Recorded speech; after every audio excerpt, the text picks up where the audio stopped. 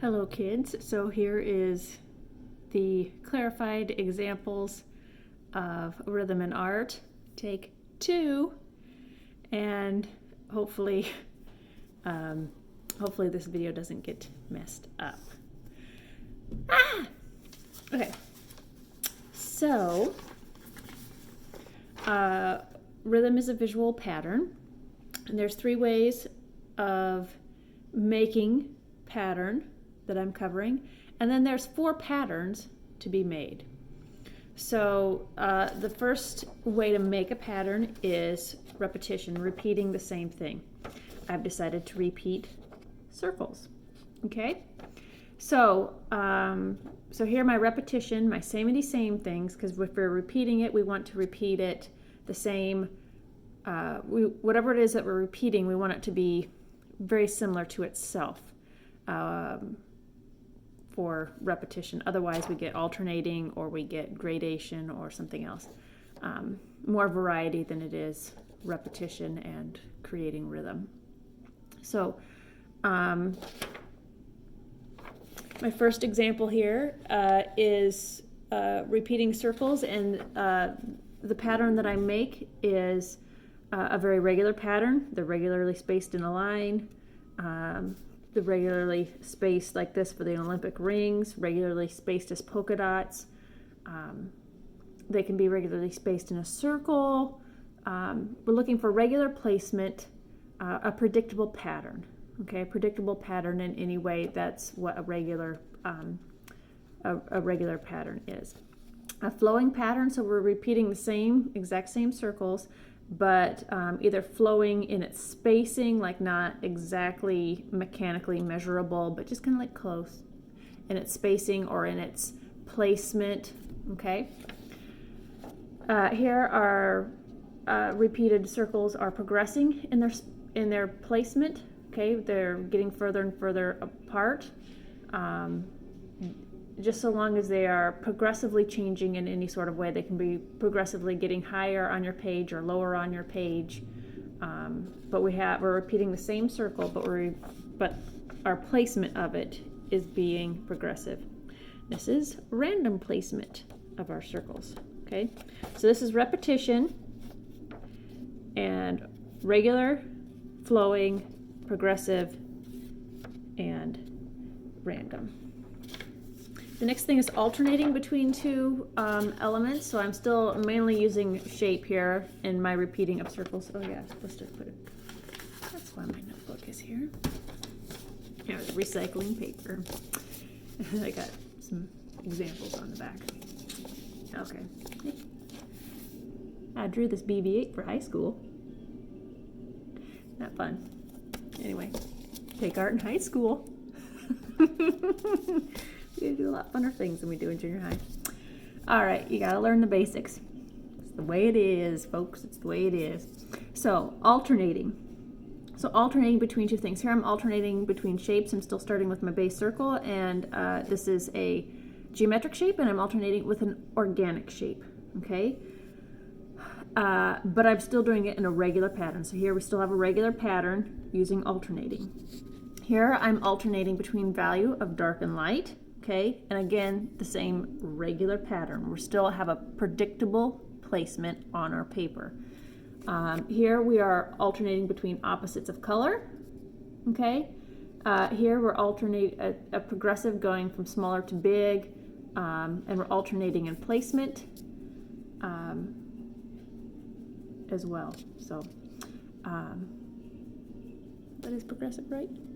It's hard to read it backward. It's hard to read it backwards in a film when you're filming it.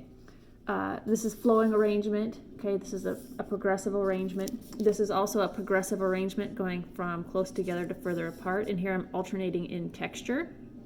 Okay, here I am alternating in line type from the stippling to the black. So that's how I'm making my pattern, is alternating between line types. And my placement is random. Okay, so alternating is how I'm making the pattern. The pattern that I'm making is a predictable regular pattern, flowing pattern, progressive patterns, and random patterns, okay, which I have made using alternating objects, subject matters.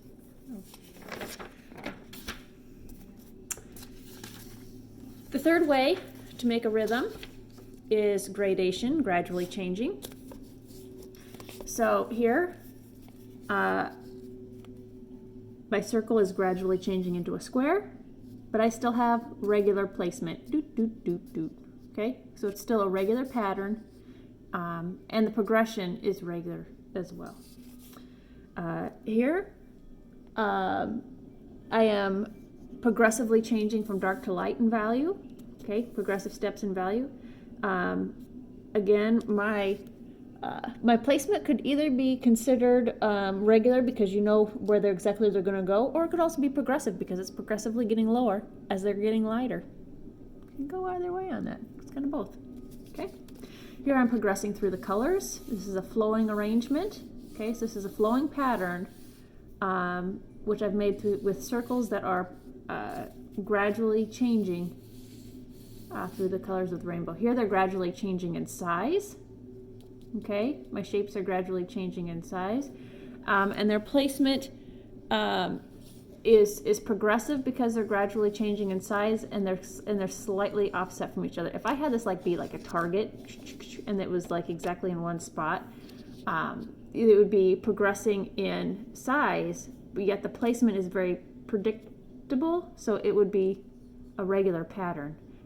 But because I have them, see how the rings are closer together here and further apart there, it's kind of like, I was having fun. Okay. Down here, I was trying to do textures. Like, how do I make the texture of the circle be changing? And I was like, I'll add more points. Kind of as like changing shapes or whatever like this, but I didn't. I have to kind of make that more of, I wanted the texture becoming more textury. Anyway, but the placement is progressive because it's progressing from low to high as well, and it's getting more and more textury. It's gradually changing in texture. Okay. Here we are gradually changing in line type through all of the, or changing through all the different line types, but our placement is random. Okay, random placement. So those are my examples. I hope that clarifies the difference between how you make a rhythm, which was sort of my headings here of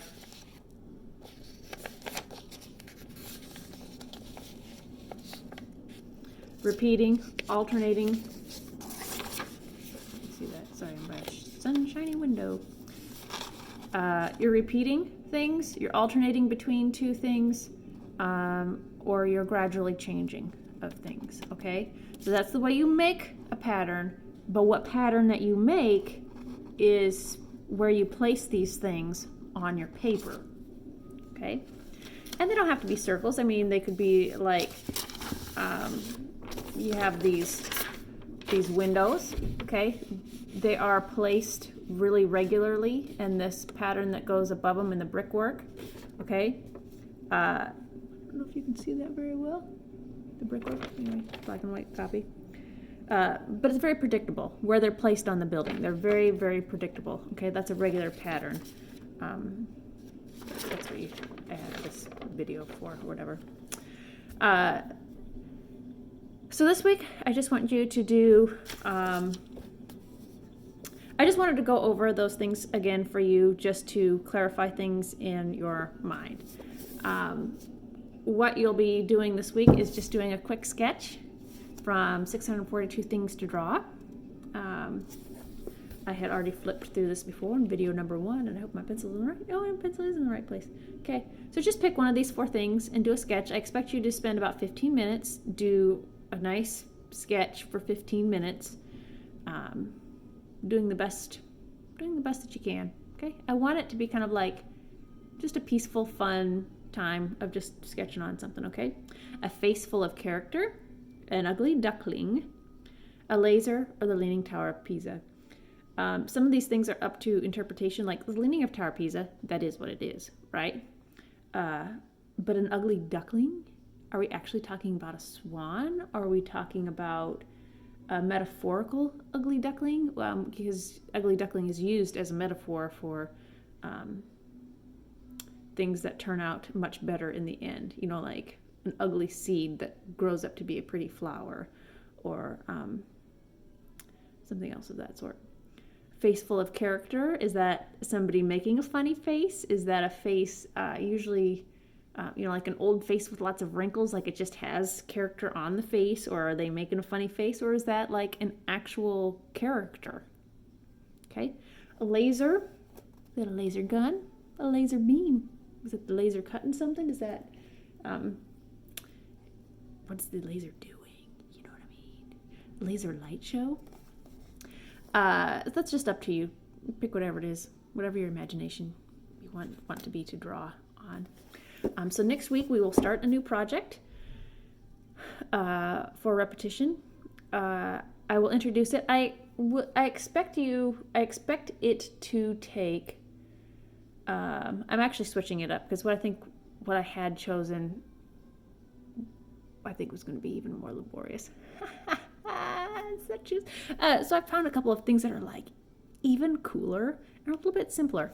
I think it will still take you about 45 minutes to do. It just takes an ink pen or a marker. Looks better with a marker, but I know not everybody has markers at home. Ink pen or markers and paper to create it. And because I think it will take you about 45 minutes, I will actually have it be due in 2 weeks, because I think the time allotted for you to actually work, I think I really want you to only be working like 20 minutes, 25 minutes of working every week on your art project. So if you want to sit down and do it all in 1 hour, that's fine. You get it all done in 1 week, and then you don't have anything due the next week. Or if you want to work on it half this week and work on it half the next week. When I say this week, I mean next week, because I'm not assigning it till next week.